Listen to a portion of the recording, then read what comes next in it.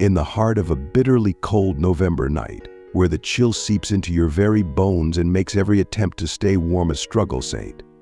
Luke's hospital emergency room was alive with frenetic energy. The relentless beeping of monitors and the hurried shuffle of footsteps created an atmosphere fraught with urgency and tension. The harsh, sterile white lights cut through the gloom, casting long, eerie shadows that danced across the walls, accentuating the already heavy sense of foreboding in the air. If you are not subscribed, I recommend you subscribe and activate the bell so you don't miss any videos. At the center of this clinical maelstrom stood Dr. Simon Keller, a seasoned emergency physician in his mid-40s, his salt and pepper hair and deep-set frown lines reflecting years of battle against the harsh realities of human suffering. His glasses, perched precariously on the bridge of his nose, seemed to mirror the precariousness of his professional detachment as he meticulously scribbled notes in his file. Despite the chaos swirling around him, Dr. Keller's face remained a mask of stoic indifference, betraying little of the emotions that might otherwise ripple beneath his calm exterior.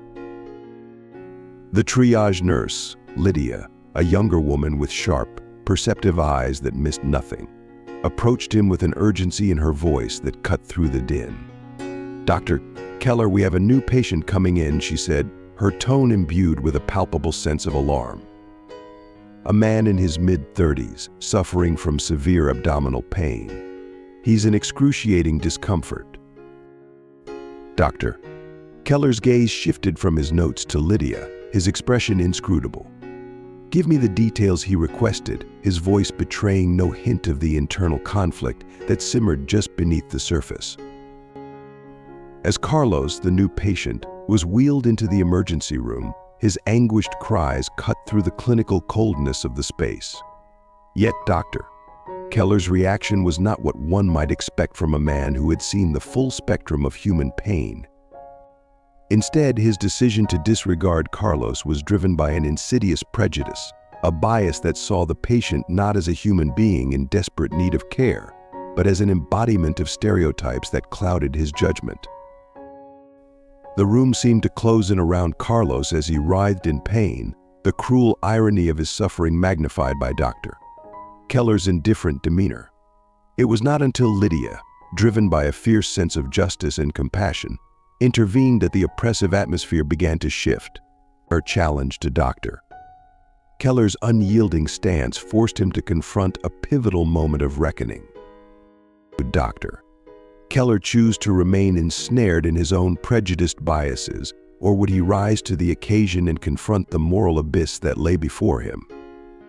As the gravity of the situation settled in, the future hung in precarious balance, waiting to see if the doctor's world and his sense of humanity would be irrevocably altered by the actions of a courageous nurse and the profound need for empathy that could no longer be ignored.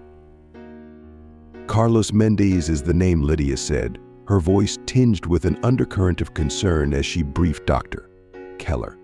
"He arrived about 10 minutes ago with severe pain. There's no prior medical history on file. His pain is quite intense." She hesitated, her eyes darting toward the waiting area where Carlos sat. He was accompanied by a friend who mentioned they hesitated to come in because of fears about how they'd be treated. Lydia took a deep breath and added, "He's Afro-Latino." Dr. Keller's face remained an impassive mask, but a slight, almost imperceptible breath betrayed a moment of contemplation. "Understood. Place him in cubicle 4. I'll wrap up here and attend to him shortly." As Lydia walked away, Dr. Keller's gaze lingered on the waiting room. There, Carlos sat hunched over in palpable agony, his face a canvas of suffering. A friend sat beside him, offering a hand of comfort and whispering soothing words meant to alleviate his distress, though the gestures seemed almost powerless against the visible torment. With a final note scribbled in the file before him, Simon rose and made his way to the examination room. The hospital corridors were alive with the ambient sounds of city life, a distant TV broadcast, a child's plaintive cry, and the persistent cough of an elderly man. Each sound wove into the complex fabric of the urban environment, adding to the intricate stories unfolding within these walls. In cubicle 4, Carlos lay on the examination table, his breaths coming in shallow, labored gasps. Doctor Keller entered, closing the curtain behind him with a decisive swish that felt almost ceremonious. He approached with a demeanor of clinical professionalism, though there was a hint of genuine concern in his voice. "Mr. Mendez, I'm Dr. Keller. Could you describe the pain you're experiencing?" Carlos, his dark eyes locking with Simon's, attempted to sit up, though a grimace of pain crossed his face. "It's excruciating, doctor," he said, his voice strained. "It began a few hours ago, sharp and sudden right here." He pointed to his lower abdomen. "I hoped it would pass, but instead it's become unbearable." Simon nodded, his hands chillingly steady as he applied gentle pressure to the area Carlos had pointed out, his gaze fixed intently on Carlos's responses. "On a scale from 1 to 10, how would you rate the severity of your pain?" Carlos's voice was strained, each word escaping through labored breaths. "About an 8, he gasped, his face contorting as Simon's fingers pressed on a particularly sensitive spot. "It's a sharp, stabbing pain. I haven't experienced nausea, vomiting, or any changes in bowel movements or urination." Simon noted the absence of other symptoms and then moved to wash his hands at the sink in the corner of the cubicle. "We'll need to conduct some tests starting with blood work and an ultrasound. There are several potential causes for your pain, but we need to rule out more serious conditions like appendicitis or a possible obstruction." Carlos, his pallor indicating his distress, nodded weakly.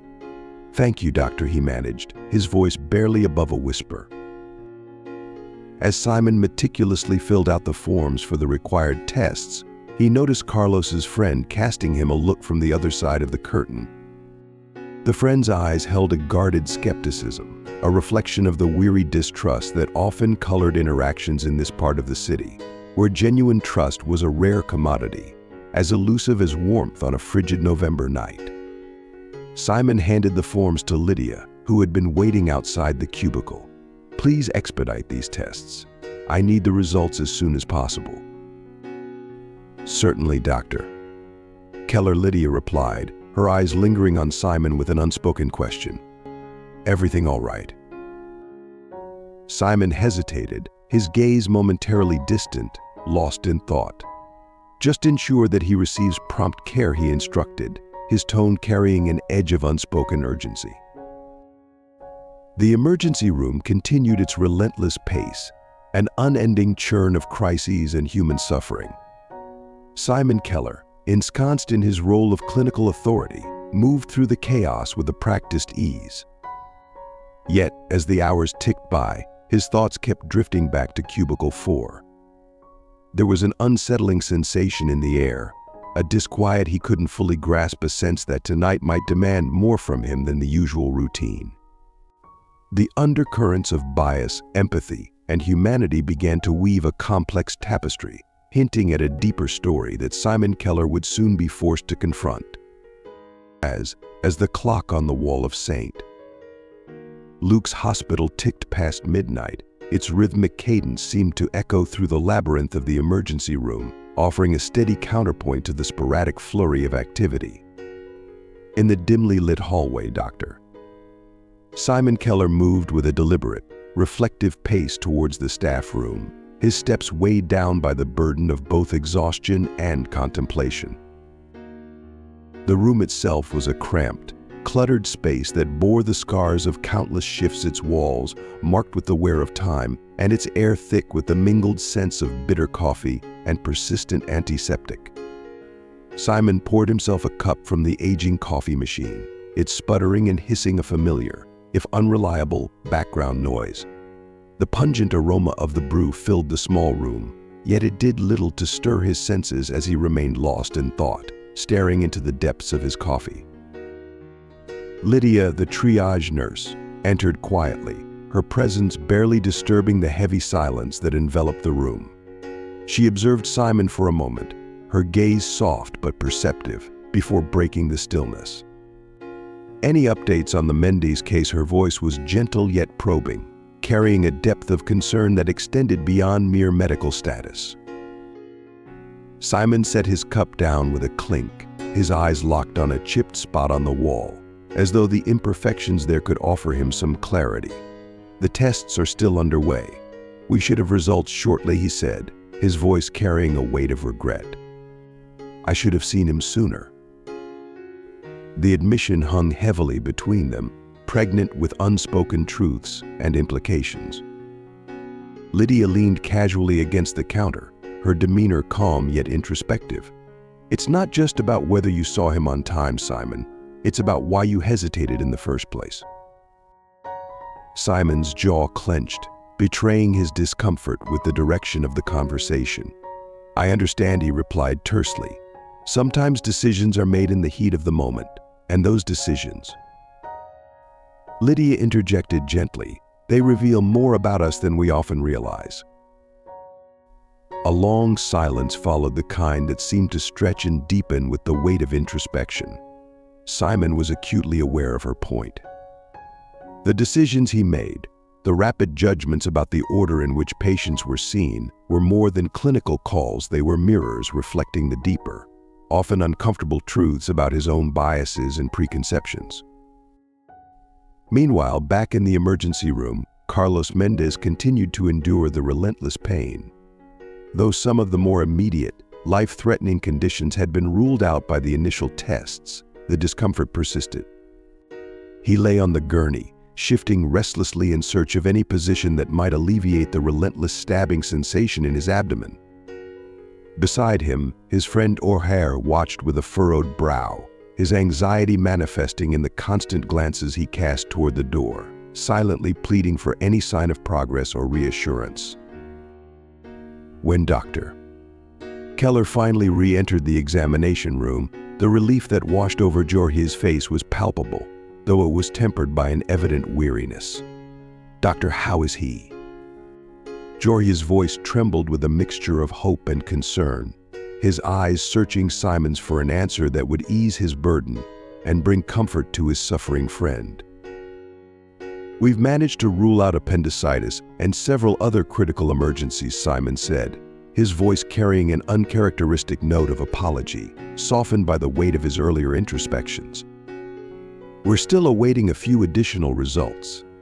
I apologize for the delay." Carlos, his face etched with pain, managed a faint nod. His breaths were shallow and labored. "Thank you, doctor. Just help me get better, please." Simon moved to check the IV line, ensuring that the pain medication was administered correctly. "We're doing everything possible, Mr.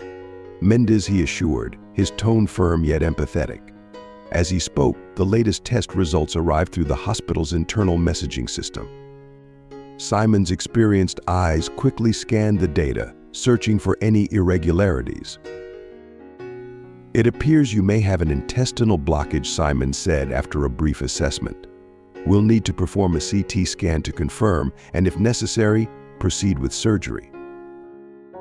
Jorge's voice wavered with apprehension. "Surgery? If that's what's required for you to get better," Simon responded with a determined edge in his voice, striving to convey confidence not only in his diagnosis, but in his commitment to addressing Carlos's urgent needs. As Simon left the room, he crossed paths with Lydia in the corridor. She offered him a brief, unspoken acknowledgement of his handling of the situation.